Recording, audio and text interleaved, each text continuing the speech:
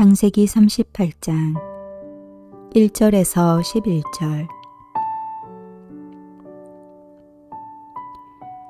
그 후에 유다가 자기 형제들로부터 떠나 내려가서 아둘람 사람 히라와 가까이 하니라.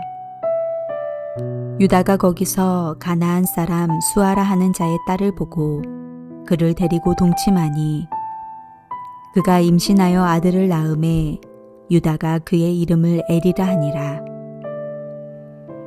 그가 다시 임신하여 아들을 낳고 그의 이름을 오난이라 하고 그가 또 다시 아들을 낳고 그의 이름을 셀라라 하니라.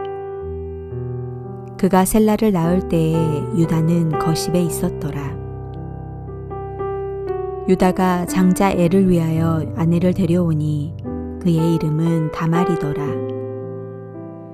유다의 장자 엘이 여호와가 보시기에 악함으로 여호와께서 그를 죽이신지라.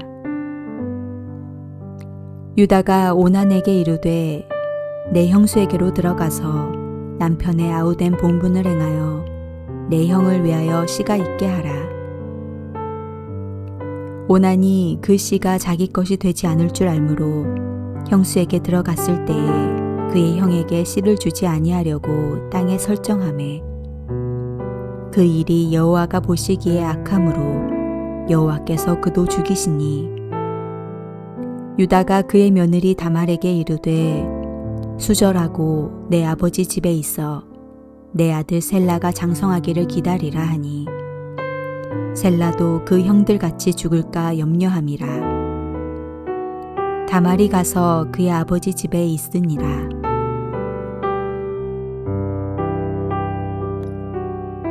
아들을 잃고 오열하는 야곱을 뒤로하고 요셉의 이집트 이야기로 넘어가기 직전에 성경은 유다의 이야기를 우리에게 들려줍니다.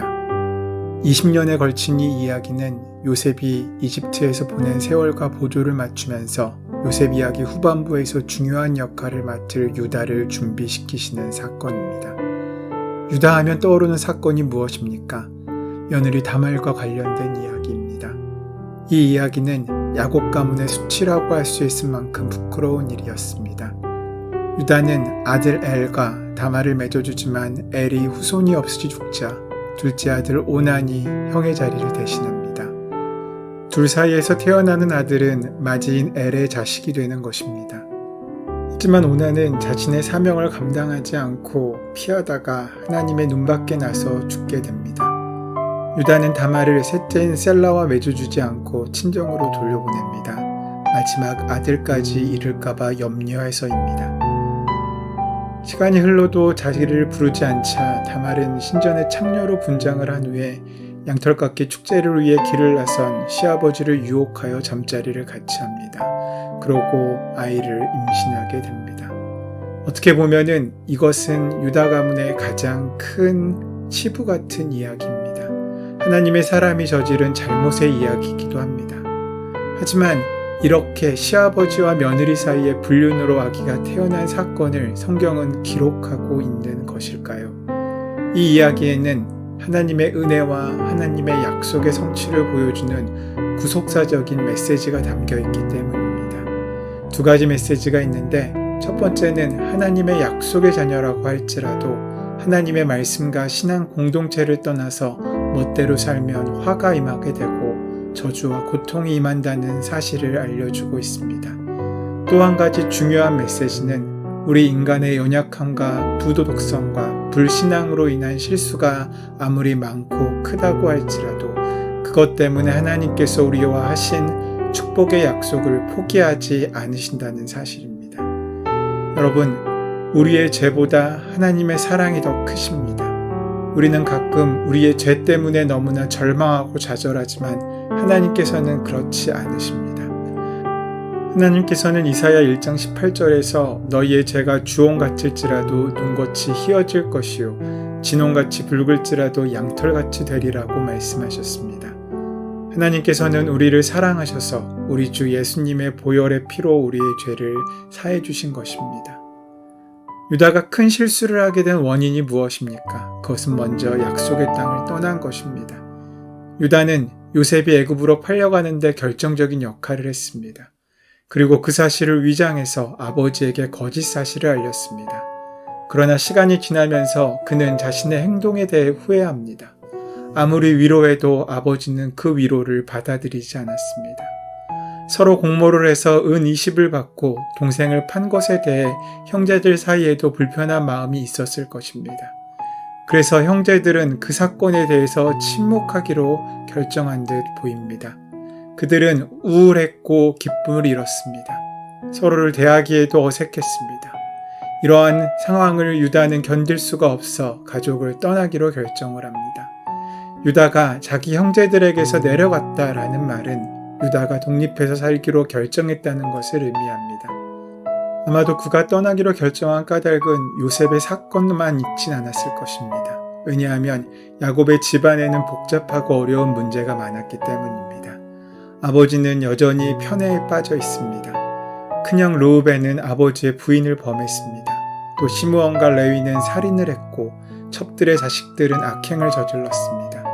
그런 이유들로 형제들은 서로를 존경할 수도 없었고 경쟁하고 시기하고 질투하는 그런 관계가 되었습니다.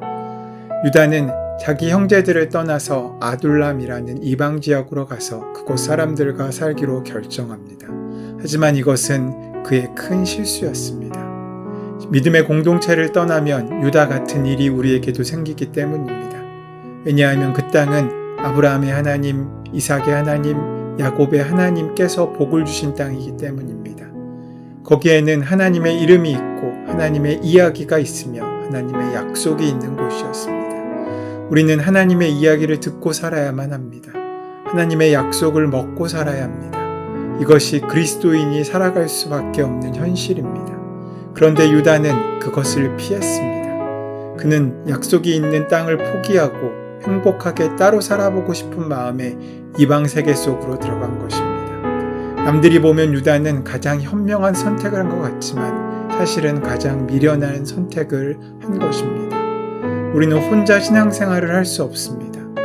부족하고 실수가 있고 어려움이 있다고 하더라도 우리에게 허락하신 공동체 속에서 믿음을 유지해 나가야 합니다. 하지만 유다는 그런 신앙의 공동체를 떠났고 그 결과 세상의 방법을 따라 이방 여인과 결혼하는 사건까지 이어지게 됩니다. 이것이 결정적인 실수입니다. 이것이 유다에게 고통과 저주가 임하게 되는 계기가 되었던 것입니다.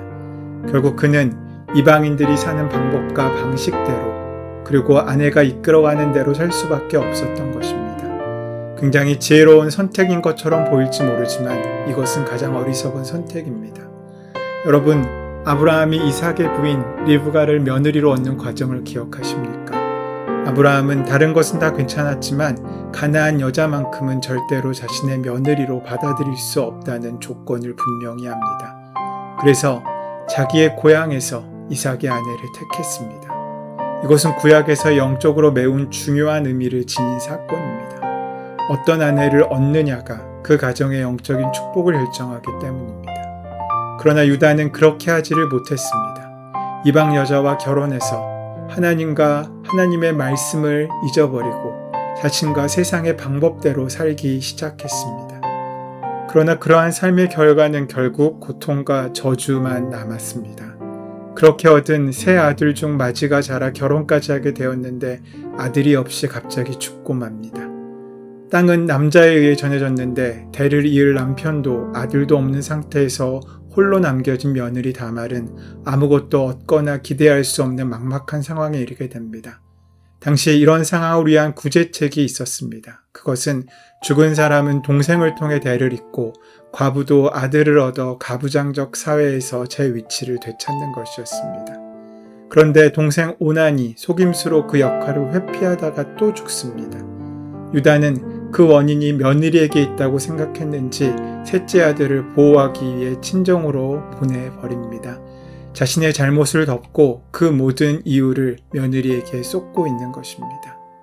유다도 오난도 자식의 이익을 위해 다말을 속이고 마땅히 행해야 할 의무를 박탈하고 그것을 이루지 않고 자신의 만족과 유익을 위해 살아가고 있는 바로 그 모습은 전형적인 세상의 모습입니다. 모습은 바뀌었을지 모르지만 이러한 현실은 오늘날 우리에게도 남아 있습니다. 나의 이익을 위한 사소한 범법이 다른 사람들을 얼마나 큰 아픔과 고통 가운데 몰아넣는지 우리는 생각하지 않습니다. 레위기 19장이 보여주듯이 하나님 백성의 거룩함이란 일상 속에서 내 행동이 다른 사람에게 어떤 결과를 가져올지를 살피며 사는 삶이어야 하는 것입니다.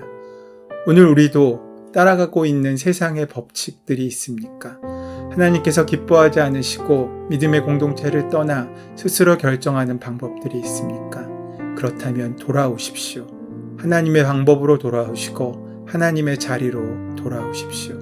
바로 그것이 은혜를 받는 시작입니다. 그 귀한 축복을 만나고 누리는 복된 하루가 되시기를 소원하고 축원합니다. 인간의 약함을 아신 하나님, 우리의 이기적인 선택이 타인에게 어떤 영향을 미치는지를 볼 수 있는 정직함과 긍휼의 마음을 허락하여 주시옵소서. 우리 주 예수 그리스도의 이름으로 기도드립니다. 아멘. 이제 다 함께 주신 말씀을 마음 깊이 묵상하면서 그저 지나가는 말씀이 아니라 붙잡는 말씀이 되어 오늘 하루 우리의 삶을 이끄실 수 있게 되길 위하여 함께 기도하는 시간 갖도록 하겠습니다. 함께 기도합니다.